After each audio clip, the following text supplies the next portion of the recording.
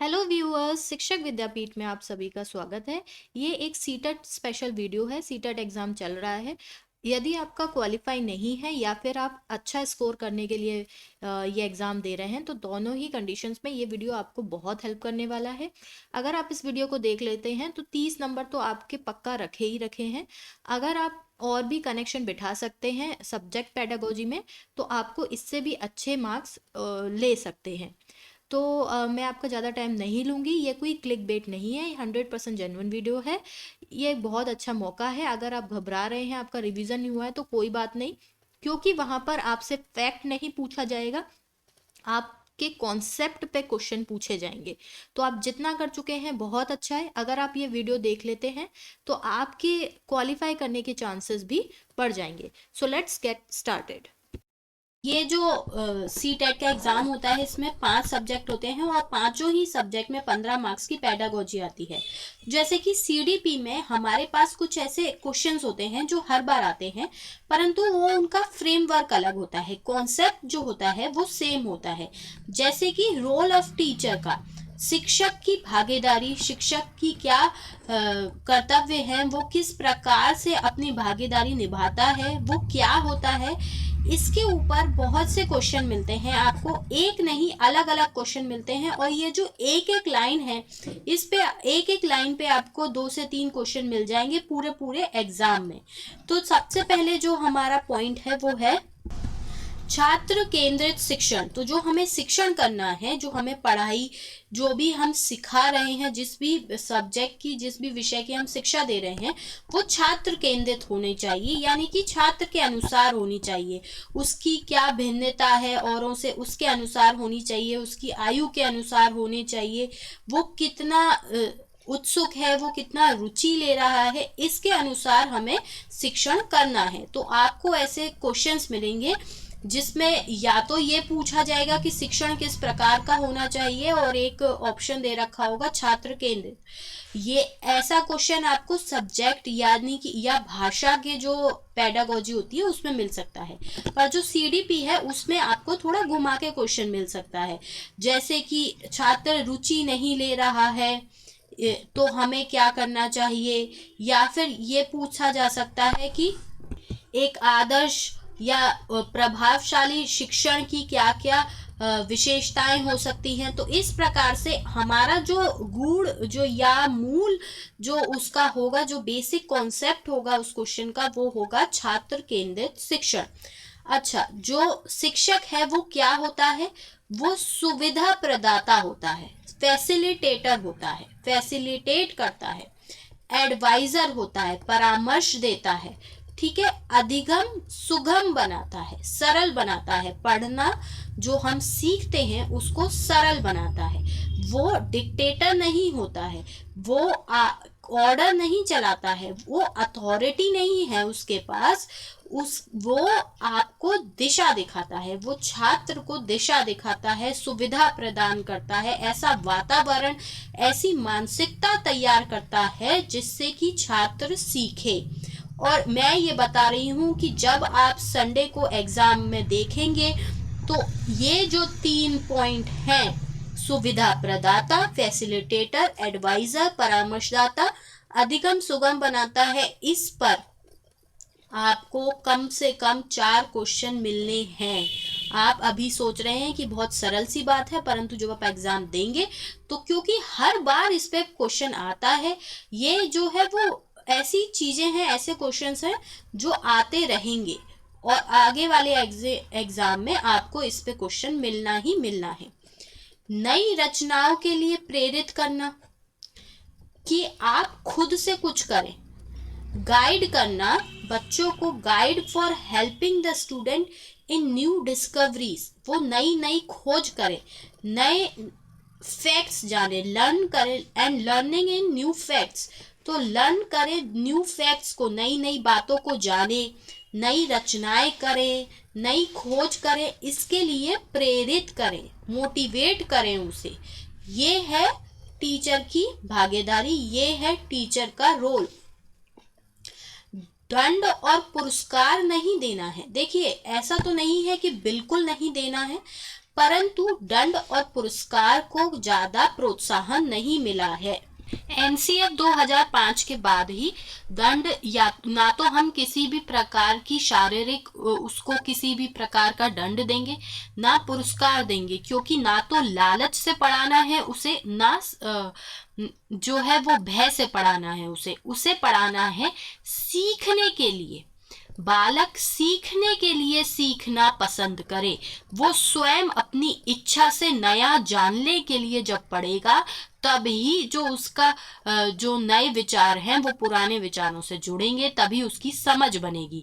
तो दंड और पुरस्कार नहीं देना है। इस पर भी देखिए, जो हर एक लाइन है ना, हर एक लाइन पे आपको क्वेश्चन मिलने हैं। तो बालक को सीखने के लिए सीखना सिखाए, पूर्व ज्ञान से नए ज्ञान को जोड़कर पढ़ाना, एक्वेनेटेड विद प्रीवियस नॉलेज।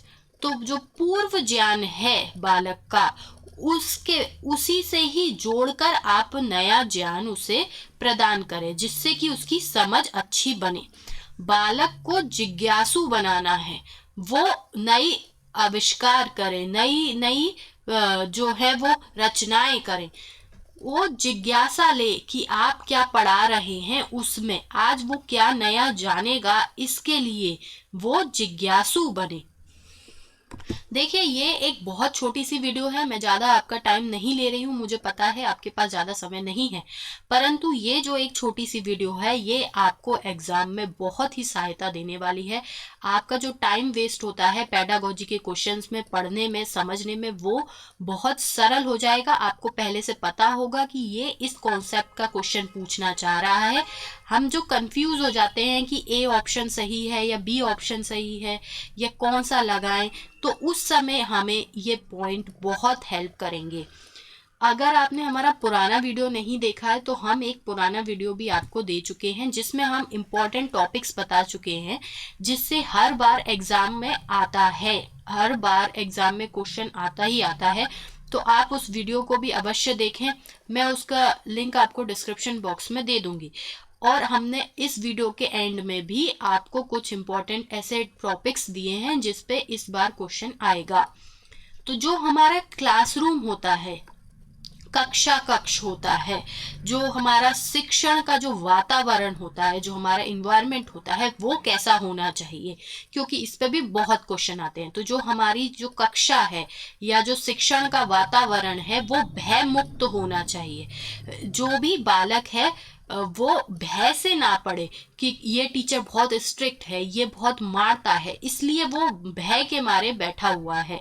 नहीं, वो उसे ना तो हमें दंड देना है और ना ही पुरस्कार देना है, उसको एक लोकतांत्रिक वातावरण में पढ़ाना है। लोकतांत्रिक कैसा?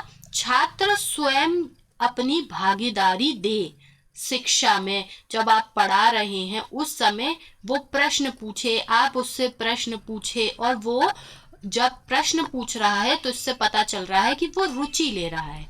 तो आपका जो शिक्षण का वातावरण है वो भय मुक्त होना चाहिए, आपकी कक्षा भय मुक्त होनी चाहिए, लोकतांत्रिक होनी चाहिए, छात्र केंद्रित यानी कि चाइल्ड सेंट्रिक होनी चाहिए, समावेशी शिक्षा होनी चाहिए, सबको साथ लेकर हमारा शिक्षण होना चाहिए, यानी कि समावेशी होना चाहिए। संवेगात्मक आवश्यकताओं की पूर्ति, वो जो पूछना चाह रहा है उसे पूछने दो। यदि वो कॉन्फिडेंट नहीं है, यदि वो हिचकिचा रहा है, तो आप उससे जबरदस्ती खड़ा ना करें, आप उसे इस प्रकार ना दिखाएं कि वो अलग से अपने स्वयं को अनुभव करे। जो उसकी संवेगात्मक है, जो उसकी भावनाएं हैं, उसकी जो आवश्यकता है हमें उसकी पूर्ति करनी है। यदि वो समझ रहा है कि मैं और छात्रों से अलग हूँ, या वो एक कोने में बैठा रहता है, या आप देख रहे हैं कि वो अलग अलग रहता है, तो उसकी जो संवेगात्मक आवश्यकताएं हैं उसके अनुसार ही उससे व्यवहार किया जाए। यदि वो एक्सट्रोवर्ट है, यदि वो इंट्रोवर्ट है, यदि वो एम्बिवर्ट है, तो उसी हिसाब से उसकी आवश्यकताओं की पूर्ति हो। बालक महत्वपूर्ण अनुभव करे, ऐसा ना लगे बालक को कि मेरे साथ कोई भेदभाव हो रहा है, उसे ये लगे कि हाँ मैं भी उतना ही महत्वपूर्ण हूँ, मेरी भी यहाँ भागीदारी है, तो बालक को महत्वपूर्ण अनुभव कराएं।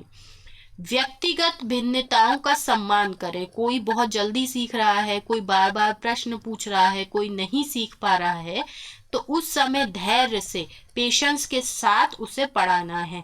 हो सकता है कि कोई बहुत जल्दी सीख जाता हो परंतु बहुत जल्दी भूल भी जाता हो सकता है बहुत देर से सीखता हो कोई, परंतु जब वो एक बार समझ लेता हो तो उसको हमेशा याद रहता हो सकता है कोई लापरवाह हो परंतु बुद्धिमान हो सकता है कोई बहुत अधिक परिश्रम करता हो कि वो और चीजों पे ध्यान ना देता हो। तो जिस भी प्रकार की भिन्नताएं हैं बालक में, उस सब का सम्मान हो। विविधता, देखिए इस पे क्वेश्चन आता है, कक्षा की विविधता पे भी प्रश्न आता है और देश की विविधता पे भी प्रश्न आता है, क्योंकि हम समावेशी शिक्षा की बात कर रहे हैं, समावेशी शिक्षण की बात कर रहे हैं, तो हमारी कक्षा में भी विविध विविध भिन्न भिन्न प्रकार के लोग होंगे, तो उनकी भी कक्षा की विविधता होगी। देश में भी विविधता है हमारी, तो हमें इस पे प्रश्न बेस्ड ऐसे आता है कि क्या देश की विविधता शिक्षण में बोझ है, इसके कारण बच्चे सीख नहीं पाते, या ये एक प्रकार की बाधा है, अवरोधन है। तो इसका उत्तर, ऑप्शन चाहे जो भी हो, इसका उत्तर होगा नया और अधिक सीखने का अवसर है। विविधता भार नहीं है, हमारी जो विविधता है वो हमारे लिए नया और अधिक सीखने का अवसर है। ये ऑप्शन आपको जो भी और ऑप्शंस होंगे उसमें से सही होगा। तो विविधता में हम अधिक सीखते हैं और हर बार कुछ नया सीखते हैं, नए नए विचार मिलते हैं और हमारा एक सृजन होता है नए विचारों का। कक्षा जो है वो बहुत ही रुचिपूर्ण हो जाती है, सब अपने अपने विचार रखते हैं अपनी अपनी विविधता के अनुसार। ठीक है। व्यवहारिक ज्ञान, देखिए व्यवहारिक ज्ञान जो है ये बहुत महत्वपूर्ण है।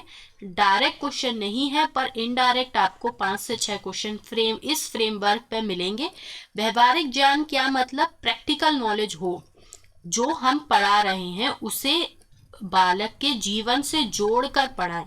शिक्षा को वास्तविक जीवन से जोड़ना, जैसे कि क्वेश्चन आ जाता है वो ये दिखाते हैं या ये बोल देते हैं प्रश्न में कि एक शिक्षिका है, वो बालक को पक्षी के बारे में बता रही हैं और बताते बताते वो एक कौवे को दिखाती हैं। तो ये किस प्रकार का ज्ञान प्रदान कर रही हैं, या ये किस प्रकार का शिक्षण है, या इससे क्या होगा। या फिर ये प्रश्न आता है कि यदि कोई शिक्षिका बालक को पक्षी के बारे में बताना चाहती हैं तो वो क्या करें। इस प्रकार से फ्रेमवर्क होता है क्वेश्चन का, और अगर आप इसे अच्छे से पढ़ कर जाएंगे तो आप तुरंत क्वेश्चन देखते ही समझ जाएंगे कि हाँ इसमें ये पूछना चाह रहा है, और आप सही ऑप्शन पे टिक करेंगे, कंफ्यूज नहीं होंगे, टाइम बचेगा और आप अच्छा स्कोर कर पाएंगे। और अगर हम आगे बढ़े तो ये ऐसे कुछ पॉइंट्स हैं जिसपे क्वेश्चंस आते हैं। देखिए मैं पहले भी आपको वीडियो दे चुकी हूँ इंपॉर्टेंट टॉपिक्स का, बहुत ही कम, मैंने 4-5 बहुत छोटे छोटे ऐसे टॉपिक दिए थे जो एग्जाम में जरूर आते हैं। अगर आपने वो वीडियो नहीं देखा है तो आप इस पॉपअप कार्ड पे क्लिक करके वो वीडियो देख सकते हैं। इस वीडियो से भी आपको बहुत हेल्प मिलेगी जितना कि इस वीडियो से मिल रही है। और अगर आप और पेडागोजी की ट्रिक्स जानना चाहते हैं तो हमारे चैनल को अवश्य सब्सक्राइब करें, वीडियो को लाइक करें, अपने फ्रेंड्स के साथ शेयर करें, ताकि हमारा उत्साहवर्धन हो और हम आपको जल्दी जल्दी ऐसी वीडियो प्रोवाइड करते रहें।